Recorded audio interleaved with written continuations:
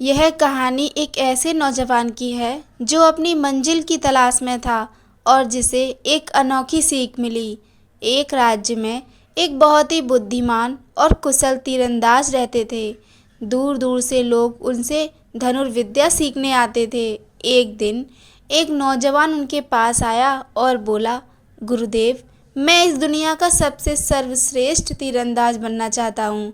मुझे अपनी शरण में ले लीजिए। गुरु ने मुस्कुराकर हामी भर दी। शुरुआती कुछ हफ्तों तक गुरु ने उसे धनुष को छूने भी नहीं दिया।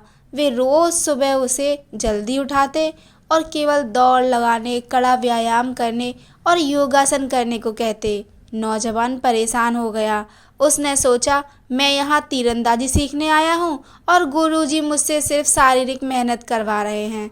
एक दिन उसका सब्र टूट गया और उसने गुरु से कहा, गुरुदेव, मेरा लक्ष्य तो सामने लगे निशाने पर तीर मारना है। फिर मैं रोज सुबह अपनी ऊर्जा इस दौड़ भाग और कसरत में क्यों लगा रहा हूँ। मुझे सीधे तीर चलाना सिखाइए। गुरुदेव उसे बाग के एक कोने में ले गए जहाँ एक विशाल और बेहद गहरा कुआं था। गुरु ने कुएं के मुहाने पर रखे एक बहुत ही पतले और कमजोर लकड़ी के तख्ते पर खड़े होकर पीठ के पीछे से धनुष निकाला और बिना देखे आसमान की तरफ एक तीर चलाया। तीर सीधे जाकर दूर पेड़ पर लटके एक छोटे से फल के बीचों बीच लगा।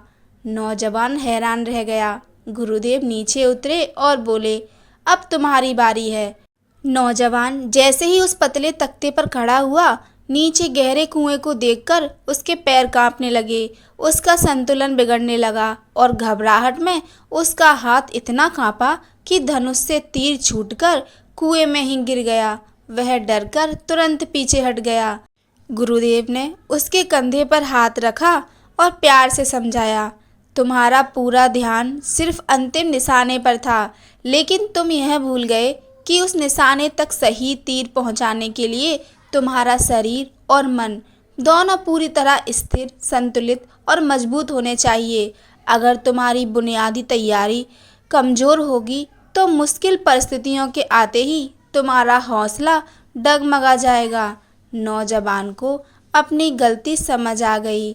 उस दिन के बाद से उसने बिना शिकायत किए अपनी रोज की कड़ी ट्रेनिंग और अनुशासन पर ध्यान देना शुरू कर दिया, क्योंकि वह समझ चुका था कि बड़ी सफलता के लिए अंदरूनी तैयारी सबसे ज़्यादा जरूरी है।